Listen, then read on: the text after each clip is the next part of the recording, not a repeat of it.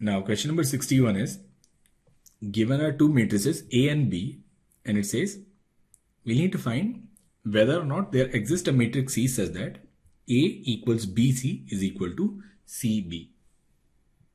Now we'll take this equation which is A equals BC. Now what is the determinant of B? Determinant of B is 1. So that means B inverse exists. So we can write B inverse into A, it is equal to C. So it is possible to have a matrix C which is equal to B inverse A such that A is equal to B into C. So what we'll do is we'll find B inverse. B inverse will be simply 1 0 0 minus 1 1 0 and 0 minus 1 and 1. So it is possible to have a matrix C such that A equals BC. Now once we have B inverse, we can find C. We can write C as 1 0 0 minus 1 1 0 0 minus 1 1, and then we'll multiply it with A, which is 1 1 1 1 2 2 and 1 2 3. So we'll multiply it, we'll get 1 1 and 1. Here it will be 0 1 and 1, and this one will be 0 0 and 1. So that's the value of C. Now we need to check if we'll multiply C with B, whether or not we'll get this A. So we'll multiply CB. C into B will be 1 1 1 0 1 1 0 0 1, and then value of B is 1 0 0 1 1 0 and 1 1 and 1. Now we'll multiply it, we'll get this as 3, and which is clearly not equal to A. So CB is not equal to A. So we'll have a matrix C such that A equals BC, but A cannot be equal to CB, and that's your option number C. Now question number 62 is, if this matrix has 1 as its eigenvalue, then we need to find trace of A. So we know that its characteristic equation will be A minus X 1 2 and 3 minus X, it is equal to 0, and one of the solution of this equation is 1. So we'll get A minus 1 1 2 and 2, it must be equal to 0. So we'll get 2A minus 2 minus 2 equals 0. So value of A is simply 2. So if the value of A is 2, we need to find trace of A.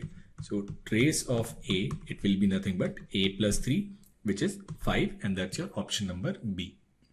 Now question number 63 is, we are given this matrix A, we need to find A to the power 2010.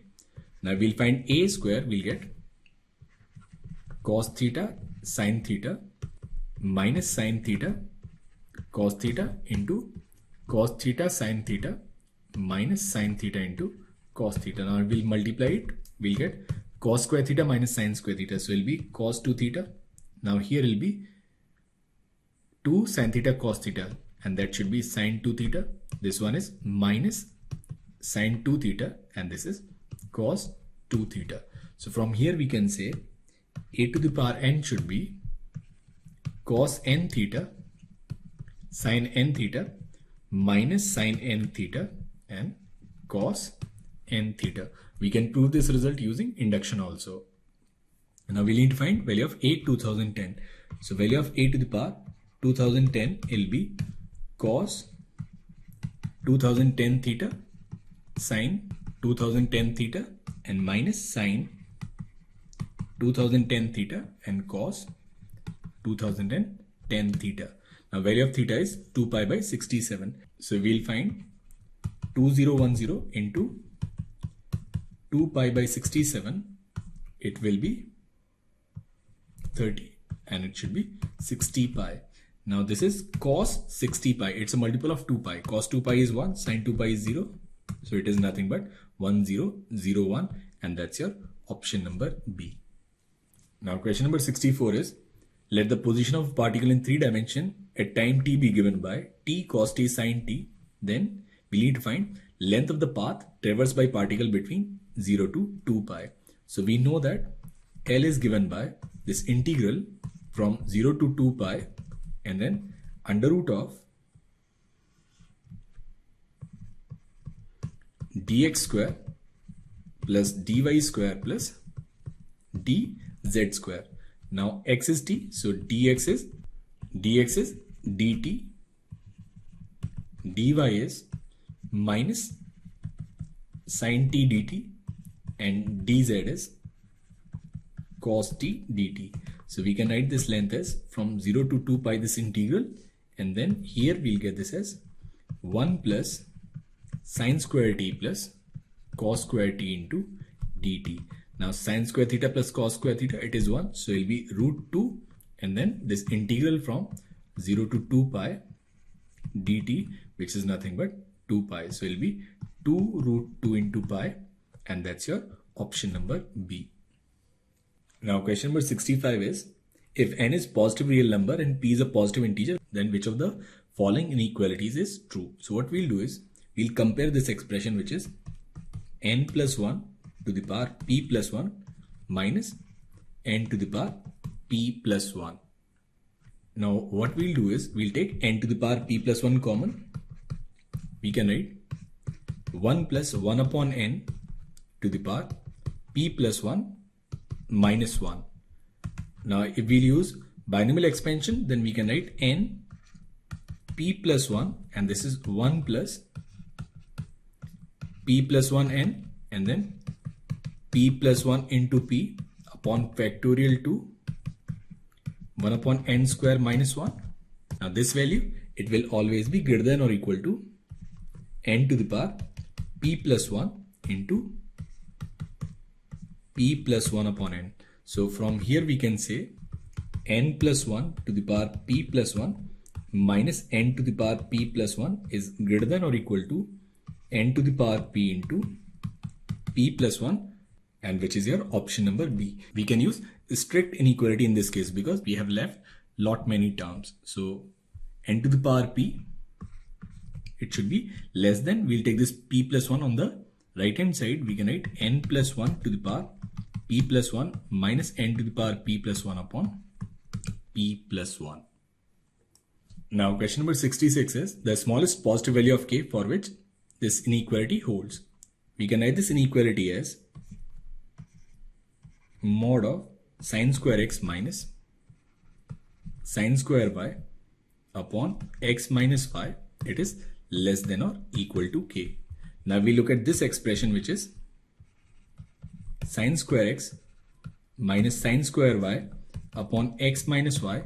If we'll take this limit y tends to x, then we know that it is nothing but fx minus fy upon x minus y, and which is nothing but derivative of sin square x. So it'll be 2 sin x cos x, and it is less than or equal to k. So we can write sin 2x is less than or equal to k.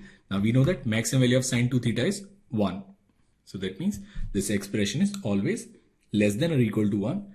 So the smallest positive value of k is 1, and that's your option number B. Now question number 67 is, we are given this expression dxab as minimum of x minus y when y lies between a and b. So basically this is minimum distance of any point x from this interval a and b. Now it depends whether this x, it lies between ab or on the left of a or on the right of b. So when we have this dx 0, 1, we know that dx 0, 1 will be 0 if x lies between 0 and 1. It will be mod x when x is less than 0. So when x is less than 0, then minimum distance is x minus 0. So we have taken this as mod x. And when x is greater than 1, then minimum distance is mod of x minus 1. In the same way, we can define dx23. Now this dx, this interval 2, 3, it will be 0. When x lies between 2 and 3, it will be mod of x minus 2 when x is less than 2, and it will be mod of x minus 3 when x is greater than 3.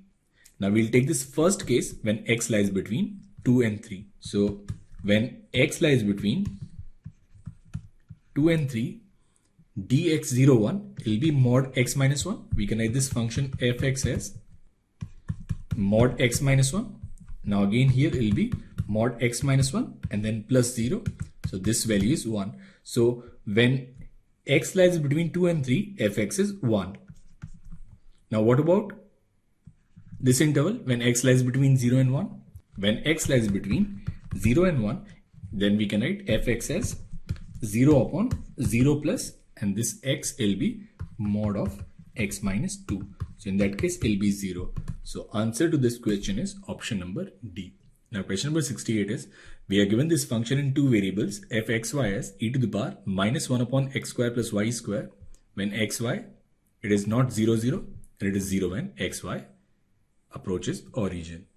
Now first we'll check whether this function is continuous at 0, 0. So now if we'll take this limit, which is limit x, y, it approaches 0, 0.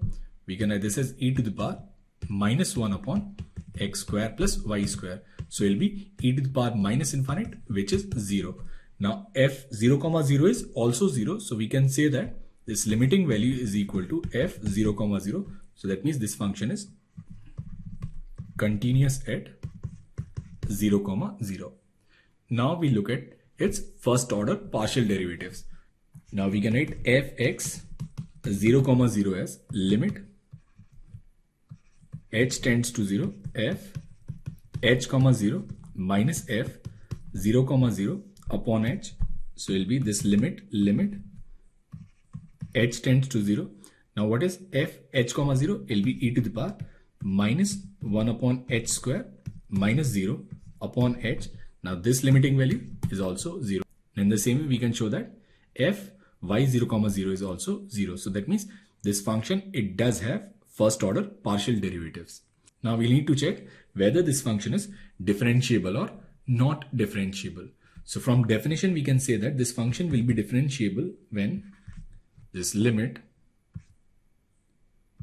h, k tends to 0, 0, and it will be e to the power minus 1 upon h square plus k square, because partial derivatives, they are all 0 and function value is also 0, upon under root of h square plus k square, which is same as e to the power minus t upon under root t when t tends to 0. And this limit again, it tends to 0. So that means this function is differentiable at 0, 0, and that's your option number D. Now question number 69 is, consider this function from 0 to x 5 plus 1 minus y dy when x is greater than 2, and then 5x plus 2 when x is less than or equal to 2. Now we need to find whether this function is continuous and differentiable at 1 and 2. Now we know that its definition changes at 2.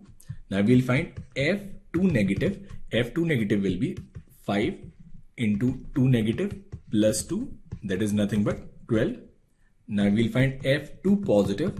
f2 positive will be this integral from 0 to 2, 5, and then mod of 1 minus y dy. Now this is 5 integral from 0 to 2 dy, and then plus 0 to 2 integral of 1 minus y dy. Now this is 5 into 2, and then plus from 0 to 1 minus y dy, and then from 1 to 2 y minus 1 dy. So it is 10, and then here it will be y minus y square upon 2 from 0 to 1, and plus y square upon 2 minus y from 1 to 2. So this is 10. Now here it will be 1 minus 1 by 2, and here it is 1 plus 1 by 2, and it will be 4 minus 1, and then minus 2 minus 1 is 1. So here 1 and 1 will cancel. So we'll get this as 10 minus 1 by 2 plus 3 by 2, which is 11. So left hand limit is 12 and right hand limit is 11. So this function is not continuous at x equals 2. Now question number 70 is, let w equals log u square plus v square, we need to find partial derivative of w with respect to x. So del w upon del x will be 1 upon u square plus v square 2u del u upon del x plus 2v del v upon del x. Now u is e to the power x square plus y. So del u upon del x will be e to the power x square plus y into 2x, and del v upon del x, it will be e to the power x plus y square into 1. Now we'll put the value of x and y as 0 and 0. So we'll put x and y as 0. We'll get u as e to the power 0, which is 1. We'll also get v as e to the power 0, which is 1. So we'll get this as 1 upon 1 plus 1, and it'll be 2. This is 1. Now what is del u upon del x? Del u upon del x is 0 when we put x as 0, and plus, now 2 times, what is the value of v? Value of v is 1. And what is del v upon del x? Del v upon del x is 1. So it'll be simply 2 upon 2, and which is 1. And that's your option number B. Now question number 71 is, again we are given a function in 2 variables and we have to find its continuity and its partial derivative with respect to x. Now we'll find this limit xy tends to 0, 0. So it'll be this xy. Now we'll put xy is 0, this is 0. So this limiting value is 0, which is not equal to f 0, 0, which is given as 1. So this function is not continuous at 0, 0. Now we'll find fx at 0, 0 will be this limit h tends to 0 f h, 0 minus f0 upon h. So it will be simply this limit h tends to 0, f h0 will be 0 minus f0 is 1 upon h, and this value, it tends to minus infinite. So that means this function is not continuous and partial derivative does not exist. That's your option number D. Now question number 72 is, we are given this function fx and it is given that this function is differentiable at x equal to 0. We need to find this condition. We can write this function fx as a0 cos x minus a1 sin x minus a2 x cube when x is less than 0, and it will be a0 cos x plus a1 sin x plus a2 x cube when x is greater than or equal to 0. f0 negative, it will be a0 and this is 0, so it will be a0, and f0 positive will also be a0 and the value at 0 is also a0. So this function is continuous at x equals 0. Now we will differentiate this function. We can write this as minus a0 sin x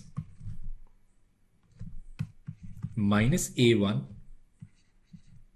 cos x minus 3a2 x square when x is less than 0, and it will be a0 minus sin x plus a1 cos x plus 3a2 x square when x is greater than 0. Now we'll find f dash 0 negative. F dash 0 negative will be, this is 0, this is 0, so it will be simply minus a1, and f dash 0 positive it will be plus a1. Now since this function is differentiable, so minus a1 must be equal to a1. So from here we'll get the value of a1 should be 0. So answer to this question is, this map will be differentiable if the value of a1 is 0. Now question number 73 is, if a function fx is a differentiable function such that limit x tends to infinite fx is 1 and limit x tends to infinite f dash x is alpha, we need to find the value of alpha. Now what we'll do is, we can write f n plus 1 minus fn as fn plus 1 minus fn upon n plus 1 minus n. Now this is nothing, it is slope of this function at some point. This is equal to some f dash c where c belongs to n comma n plus 1 using Lagrange's mean value theorem. Now we'll take this limit n tends to infinite f n plus 1 minus fn. It'll be this limit n tends to infinite f dash c. Now when n tends to infinite, this limit, it is equal to 1. So it is 1 minus 1, and then this limit, which is limit n tends to infinite f dash c. Now when n tends to infinite, this c also tends to infinite. So basically this n tends to infinite f dash c is nothing but alpha. So this is alpha. So from here we can say value of alpha, it must be 0, and that's your option number A. Now question number 74 is, we are given two functions such that f dash x minus g dash x is less than equal to 0 when x is less than 1, and f dash x minus g dash x is greater than equal to 0 when x is greater than 1. Now we need to find relationship between fx and gx. So we'll consider this function hx, which is fx minus gx.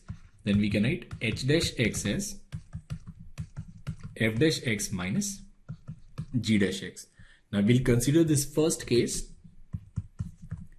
when x is less than 1, that is when f dash x minus g dash x is less than equal to 0. So here we can say this h dash x is less than equal to 0, implying that hx is a decreasing function. Now if hx is decreasing and if x is less than 1, then hx is greater than h1. Now what is hx? Hx is fx minus gx, and it will be greater than f1 minus g1. If f1 is greater than g1, then f1 minus g1 is greater than equal to 0. So from here we can say fx must be greater than or equal to gx. So when x is less than 1, fx must be greater than equal to gx if f1 is greater than g1. Now we'll take the second case when x is greater than 1. Now when x is greater than 1, h dash x, which is f dash minus g dash, it will be greater than 0. In that case, hx will be an increasing function. So when hx is increasing, if x is greater than 1, then hx is greater than h1. Now hx is fx minus gx, and it is greater than f1 minus g1. Now f1 is greater than g1, so it is greater than equal to 0. So we can write fx is always greater than equal to gx. So for both the cases, we are getting this result, which is fx is greater than or equal to gx, and that's your option number A. Now question number 75 is, we need to find length of this curve. Now we know that this L is integral of under root of dx square plus dy square. Now dx is 3t square dt and dy is 6t dt. So we can write this L as this integral from 0 to 4 under root of, now it will be 9t to the power 4 plus 36t square into dt. Now we'll take 9t square common, so we'll get 0 to 4, and then it'll be 3t under root of t square plus 4 into dt. Now we'll take t square plus 4 as some z. So let t square plus 4 as some z square. Then we can write t dt as z dz. We can write this as L, and L be equal to 3 z into z dz. Now what are the limits? So when t is 0, z is 2, and when t is 4, it will be 16 plus 4, 20, and 20 is 2 root 5. So we'll get this as 3 z cube upon 3 from 2 to 2 root 5. So it will be 8, and then 5 root 5 minus 8. So it will be simply 8, 5 root 5 minus 1, and that's your option number D. Now it is given that this integral from minus infinite to plus infinite e to the power minus x squared dx is equal to under root pi, which is nothing but a Gaussian integral, which we have discussed in one of the previous videos. I'll provide the link to that video in the description below. Now, using this, we need to find this integral, which is from minus infinite to plus infinite, e to the power minus x square plus xy plus y square dx into dy. So what we'll do is, we'll write this integral as from minus infinite to plus infinite, and then from minus infinite to plus infinite, e to the power minus, and then x plus y by 2 whole square plus 3 y square by 4 into dx dy. Now what we'll do is, we'll let this x plus y by 2 as sum u. Then we can write this integral as from minus infinite to plus infinite, from minus infinite to plus infinite, e to the power minus u square plus 3 y square upon 4, and it will be simply du into dy. Now we'll separate this integral. We can write from minus infinite to plus infinite, e to the power minus u square du into this integral from minus infinite to plus infinite, e to the power minus 3y square upon 4 dy. Now this is nothing but under root pi.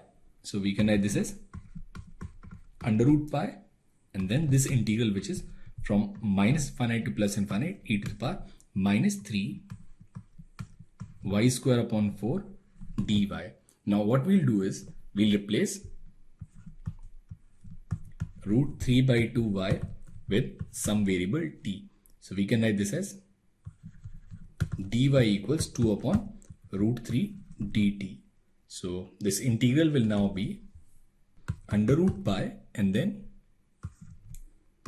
from minus infinite to plus infinite, 2 upon root 3 e to the power minus t square dt.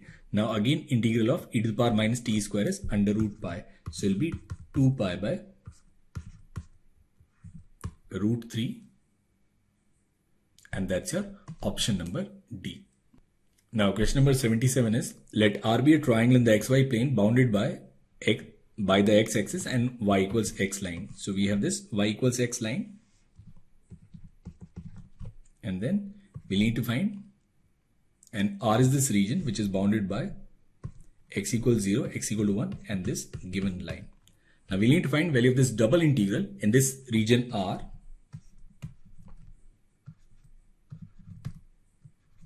Sin x upon x dx into dy. Now one of the way of solving this question can be, we can write this integral as from 0 to 1, and then from 0 to, now y is x, so it will be from 0 to x sin x upon x dx into dy. So we can write this as from 0 to 1, and now here will be sin x upon x into dx, and this integral dy from 0 to x, it is nothing but x. So we can write this as from 0 to 1 sin x upon x into x dx. Now here x and x will cancel. Now integral of sin x is minus cos x from 0 to 1. So it will be 1 minus cos 1. So value of this double integral will be 1 minus cos 1, and that's your option number A. Now here we need to find the value of this limit, which is limit n tends to infinite, n plus 1, this integral from 0 to 1, x to the power n, log 1 plus x into dx. Now we'll take this log as first function and this x to the power n as second function. We can write this limit as limit n tends to infinite. Now it will be n plus 1, and here we'll use by parts.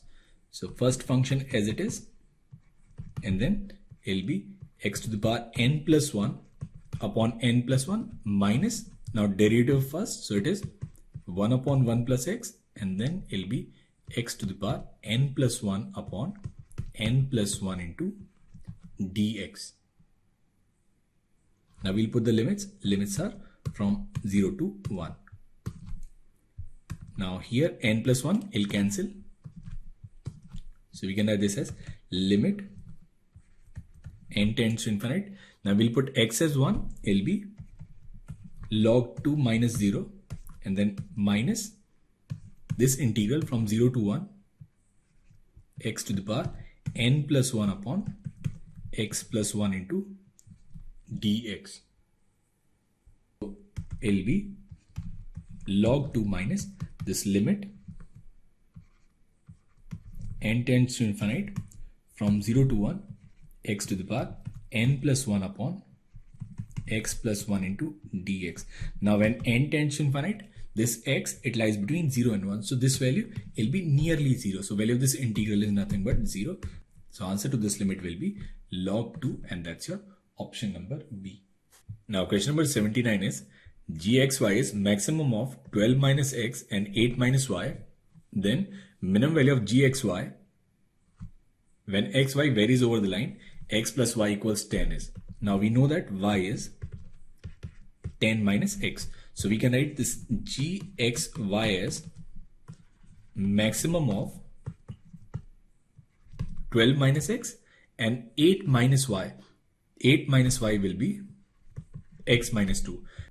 Now we'll consider this first case when 12 minus x is greater than x minus 2. That is when the value of x is less than 7. So in that case, 12 minus x is greater than x minus 2. So gxy will be 12 minus x. Now we need to find minimum value of g. Now value of g will be minimum. This x is maximum. So the maximum value of x in this case is 7. So it will be simply 12 minus 7, and which is 5. Now we'll take the second case when x minus 2 is greater than 12 minus x, that is when the value of x is greater than 7. Now if the value of x is greater than 7, then gxy will be x minus 2. Now this value will be minimum when x is minimum. The minimum value of x here is 7. So again g minimum will be 7 minus 2, which is 5. So the minimum value of gxy over the line x plus y equals 10 is 5, and that's your option number A. Now question number 80 is if alpha beta are less than 1 and greater than 0, then this summation k varies from 1 to infinite. This integral 1 upon k plus beta to 1 upon k plus alpha 1 upon 1 plus x dx is. Now first we'll solve this integral. So we know that integral of 1 upon 1 plus x will be log 1 plus x when the value of x varies from 1 upon k plus beta to 1 upon k plus alpha. So we can write this as log 1 plus 1 upon k plus alpha minus log 1 plus 1 upon k plus beta. So it will be simply log k plus 1 plus alpha upon k plus alpha minus log k plus 1 plus beta upon k plus beta. We can write this as log k plus 1 plus alpha upon k plus alpha and then into k plus beta upon k plus 1 plus beta. Now we need to take this summation from k equals 1 to infinite. So let it be tk.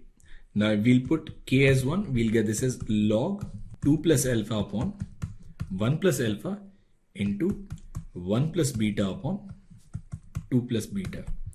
Now in the same way, we'll put k as 2. We'll get log and then 3 plus alpha upon 2 plus alpha and then 2 plus beta upon 3 plus beta. Now this series will continue. Now we'll add them, then we'll get this summation k from 1 to infinite tk. It will be this log, and log m plus n is log m into log n. So we'll get this as 2 plus alpha upon 1 plus alpha 1 plus beta upon 2 plus beta into 3 plus alpha upon 2 plus alpha into 2 plus beta upon 3 plus beta. This series will continue. Now here we can cancel 2 plus alpha with 2 plus alpha and then 2 plus beta with 2 plus beta. In the same way, every other term will cancel. So this summation, it will be log 1 plus beta upon 1 plus alpha, and that's your option number B. Now question number 81 is, if f is continuous from 0 to 1, we need to find this limit. Now we see j by n, we know that j by n, it corresponds to x, and 1 by n, it corresponds to dx. So we can change this limit into this integral, which is fx into dx. Now here x is j by n. Now we need to find limits of this function.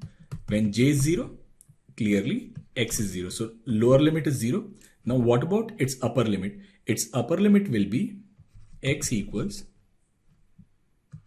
greatest integer function of n by 2 upon n when this limit n tends to infinite. Now we know that greatest integer function of x is x minus fractional part of x. So it will be limit n tends to infinite n by 2 minus fractional part of n by 2 upon n. So it will be 1 by 2 minus this limit n tends to infinite fractional part of n by 2 upon n. Now fractional part, it always lies between 0 and 1. So anything finite upon infinite is 0. So the value of this limit is 0. So the upper limit of this function will be 1 by 2. So we can write this limit as this integral from 0 to 1 by 2 fx dx, and that's your option number D. Question number 82 is, we need to find volume of the solid generated by revolving about the horizontal line y equals to 2, the region bounded by y square is less than equal to 2x, when x is less than equal to 8 and y is greater than equal to 2. So we have this line y equals 2, and then we have this parabola which is y square equals 2x. Now we are talking about region which lies inside of this parabola. Now we take this region from this point. So this point of intersection is when the value of y is 2, value of x is also 2. So this point is from 2 to x equals 8. So we take this region and then we rotate this region about y equals 2 line to form volume of revolution. Now I will revolve it about this y equals to 2 line. Then we will take any one element.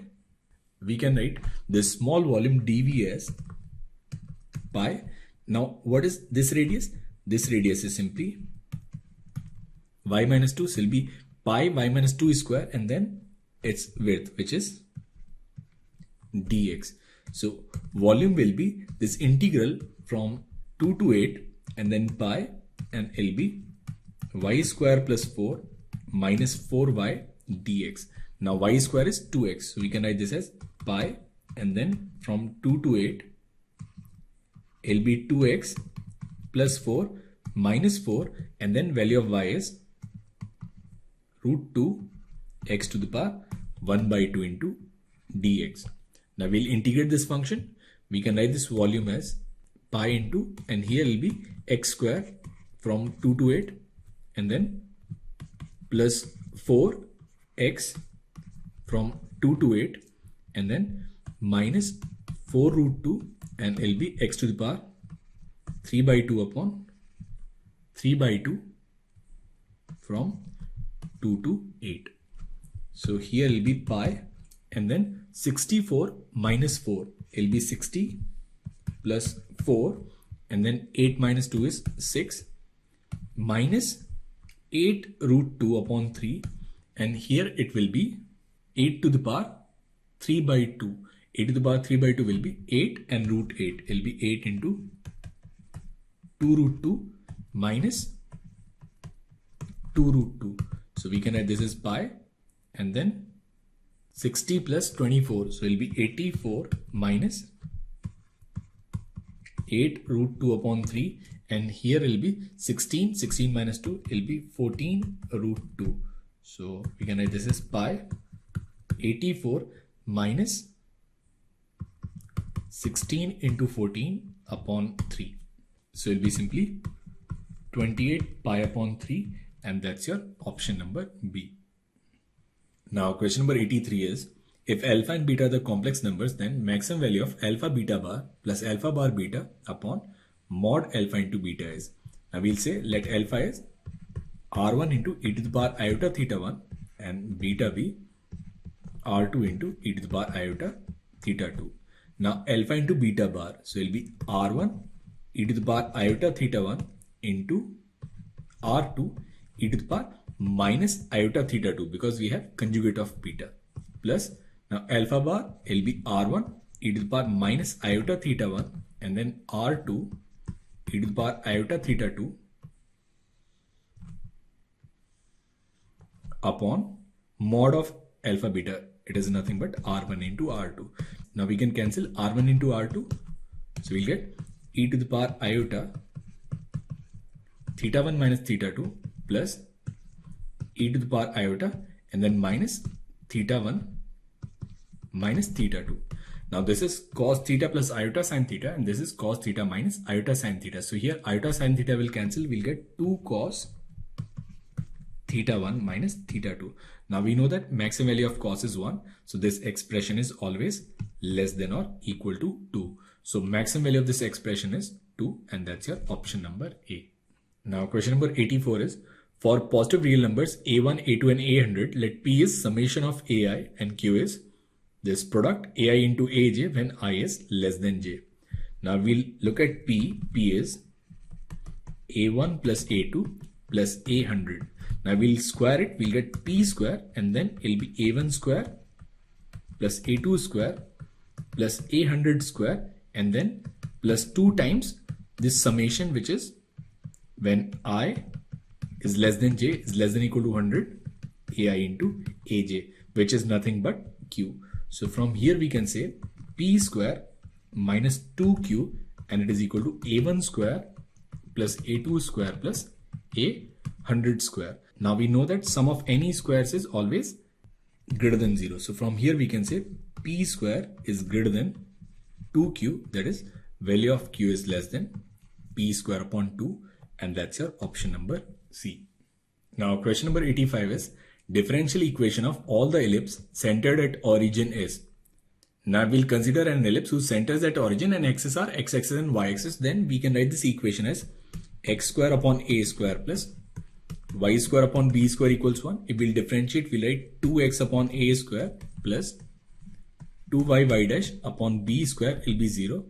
Now we'll take this b square here. We can write b square upon a square x plus y y dash is 0. Now this is some constant, say lambda. So we can write lambda x plus y y dash is 0. Now we'll differentiate again. We'll get lambda plus y into y double dash plus y dash square equals to 0. Now we'll put the value of lambda. So we can write x into minus y y double dash minus y dash square plus y into y dash equals 0. So we can write this as x y into y double dash plus x y dash square minus y y dash equals 0, which is your option number B. But here I have a reservation. Problem here is ISI never said axes are parallel to x-axis and y-axis. When we have ellipse whose center is at origin, then it becomes central conic, and central conic is ax square plus 2hxy plus by square equals to 1. Now here we have 3 independent parameters. So order of this differential equation should be 3 and not 2. So answer to this question should be this option D, and that is none of these. So it is B only when center is at origin and axes are x-axis and y-axis. But in case of ellipse centered at origin, it will be a central conic, and in that case it will be a differential equation of order 3, and which is not given in any of the option A, B or C. So answer should be D, and that is none of these. Now question number 86 is, the coordinates of a moving point P satisfies this differential equation. Dx upon dt is 10x and dy upon dt is minus sine square x. If the curve passes through the point pi by 2, 0 when t is 0, then the equation of curve in rectangular coordinate is. Now we can write dy by dx as dy by dt upon dx by dt. So it will be minus sine square x upon 10x. Now this is nothing but minus sine x into cos x. So we'll write dy by dx as minus 1 by 2 into sine 2x. Now we can write this as dy and then minus 1 by 2 sine 2x dx. Now we'll integrate, we'll write y equals minus 1 by 4 and then minus cos 2x plus c. So this y will be 1 by 4 cos 2x plus c. Now we are given this initial condition that when x is pi by 2, y is 0. So we'll put y as 0 and x as pi by 2 will be cos pi. So it will be minus 1 by 4 plus c. So value of c is simply 1 by 4. So we can write this y as 1 by 4 cos 2x plus 1. Now we know that cos 2x is 2 cos square x minus 1. So this 1 and 1 will cancel. Then we can write y as cos square x by 2 and that's your option number A. Now question number 87 is, if xt is the solution of this differential equation and x0 is 1, we need to find the value of x1 by 2.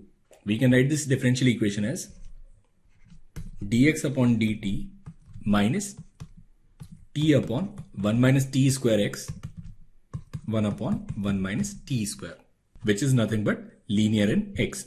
Now first we'll find its integrating factor. Its integrating factor will be e to the power minus t upon 1 minus t square dt. We'll multiply by 2 and then we'll divide by 2. So this is e to the power 1 by 2 and then it'll be log 1 minus t square, which is nothing but under root of 1 minus t square. So we can write this result as x into integrating factor, which is 1 minus t square and then this integral, which is under root 1 minus t square upon 1 minus t square will be 1 upon under root then 1 minus t square dt, which is nothing but sine inverse t plus c. So we'll get x into under root of 1 minus t square as sine inverse t plus c. Now we are given this initial condition that when t is 0, x is 1. So when t is 0, x is 1. So this is 1, this is 0 plus c. So value of c is 1. So we can write this equation as x equals sine inverse t plus 1 upon under root of 1 minus t square. Now we need to find the value of x when the value of t is 1 by 2. So we'll put t as 1 by 2. We'll get this as sine inverse 1 by 2 and sine inverse 1 by 2 is pi by 6. So it'll be pi by 6 plus 1 and here it will be 1 minus 1 by 4. So it will be 2 upon root 3 and then pi by 6 plus 1 and that's your option number A. Now question number 88 again is a differential equation. We can write fx dy upon dx minus y f dash x and it is equal to minus y square. We'll divide everything with minus y square fx. So it will be minus 1 upon y square dy by dx plus f dash x upon fx into 1 upon y and this is 1 upon fx. Now what we'll do is we'll take 1 upon y as some v. So let 1 upon y equals v, then minus 1 upon y square dy by dx will be simply dv by dx. So we can write this as dv by dx plus f dash x into fx into v and this is equal to 1 upon fx. Now this is linear in v. So first we'll find integrating factor. So its integrating factor will be e to the power integral of f dash x upon fx dx. Now we'll take fx as t, it will be dt. So it will be e to the power log fx. So its integrating factor is nothing but fx. So now we can write this result as v into fx and it will be equal to fx into 1 by fx dx, which is simply x plus c. So we can write v as x plus c upon fx, where the value of v is 1 upon y. So it will be 1 upon y equals x plus c upon fx, or y is fx upon x plus c, and that's your option number C. Now question number 89 is, we are given this differential equation which is d2y upon dx square plus 2c dy by dx plus ky equals to 0. We can write this equation as m square plus 2cm plus k equals 0. Now for this quadratic equation, if we'll find d, it will be 4c square minus 4k, so it will be 4c square minus k. Now in the question it says c square is greater than k, so that means this is greater than 0. So this equation will have two real roots which are alpha and beta. Now we will find sum of roots is minus 2c and c is less than 0, so that means sum is greater than 0, and we'll find its product is k, and k is again greater than 0. So when sum is positive and product is positive, so alpha and beta, they are both greater than 0. So we can write this yx as a e to the power alpha x plus b into e to the power beta x, where both alpha and beta, they are greater than 0. Now if we look at mod yx, it will be mod of a e to the power alpha x plus b e to the power beta x. Now if limit x tends to infinite, now we know that alpha x will be positive, so it will be e to the power infinite. So when x tends to infinite, e to the power infinite, it tends to plus infinite. So answer to this question is mod yx tends to infinite as x tends to infinite, and that's your option number A. Now question number 90 is the differential equation of system of circles touching the y-axis at origin. So we have a circle which touches y-axis at origin. So this is origin, and let the center be at h comma 0. So we can write this equation as x minus h square plus y square equals h square. So it will be x square plus y square minus 2hx equals 0. Now if we'll differentiate, we'll get 2x plus 2y dy by dx, and it is equal to 2h. So what we'll do is we'll eliminate 2h. So we'll put the value of 2h here. So we'll get x square plus y square, and it'll be x into 2h, and 2h is 2x plus 2y dy by dx. So we'll get this as x square minus y square plus 2xy into dy by dx equals 0, and that's your option number D. Now question number 91 is, we are given this differential equation which is xy cube plus x square y to the power 7 dy by dx equals 1. Now we can write this as dx upon dy minus y cube x, and it is equal to x square y to the power 7. Now we'll divide everything with minus x square. So we'll write minus 1 by x square dx upon dy plus 1 by x y cube, and here will be minus y to the power 7.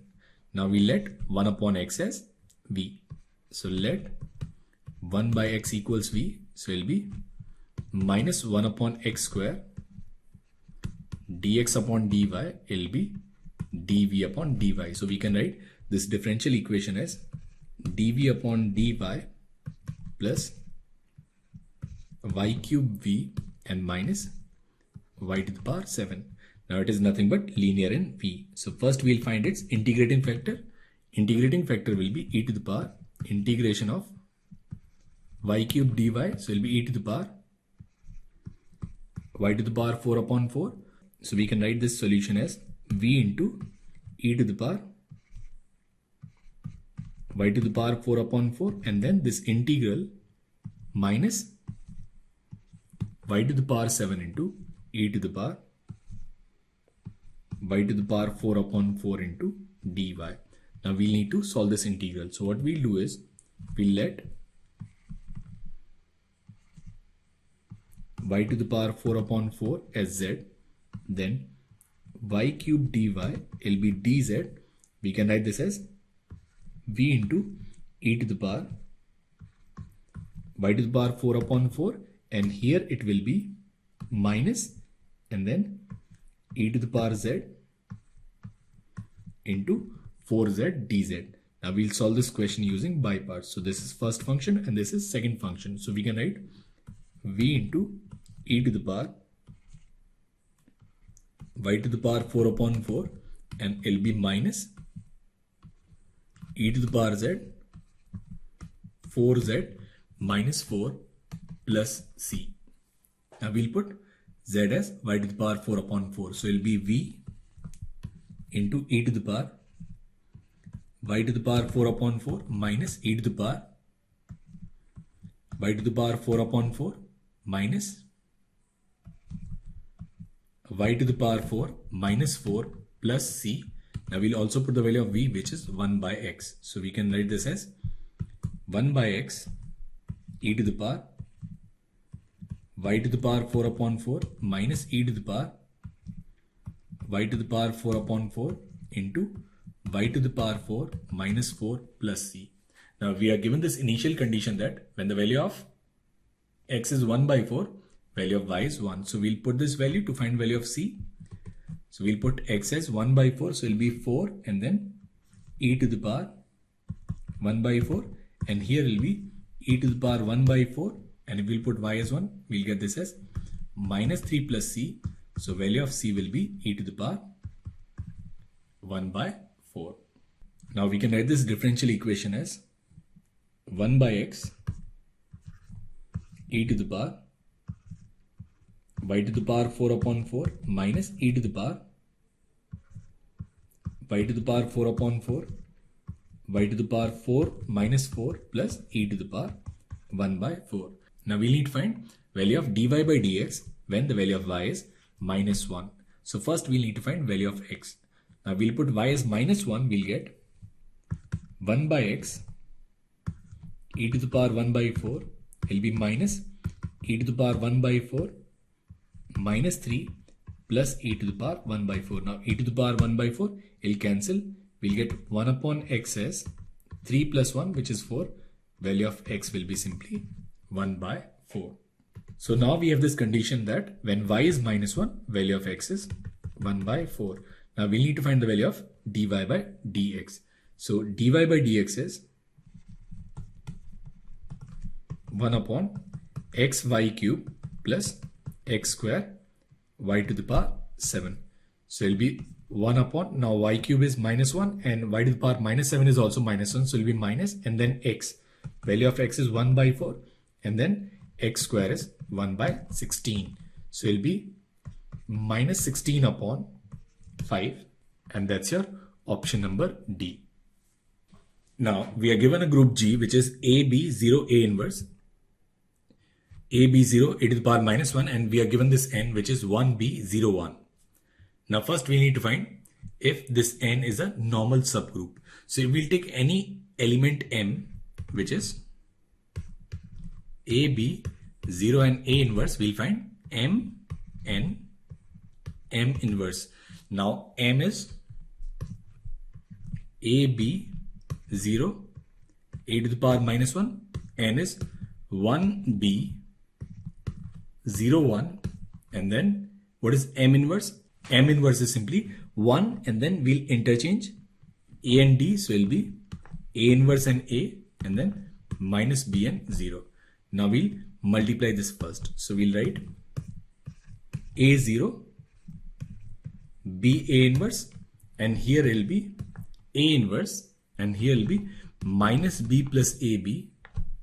This one is 0 and here it will be A. Now we'll multiply these two. So we'll multiply them. Then we'll write 1 and then minus AB plus A square B plus AB. And here again it'll be 0 and then here again it'll be 1. So we'll get this as 1 A square B 0 and 1 which is of the form 1B 0 and 1. That means it belongs to n. So n is a normal subgroup.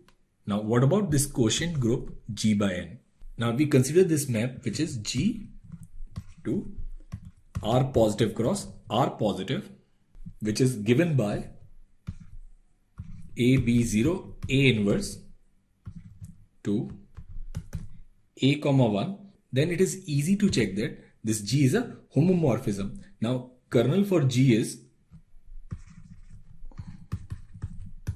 n. And hence by first isomorphic theorem, we can say that this G by N is isomorphic to R positive cross R positive, and that's your option number D. Now 93 is, let G be a group with identity element E, and if X and Y are elements in G satisfying X to the power 5, Y cube is equal to X to the power 8, Y to the power 5 equals E, then which of the following condition is true?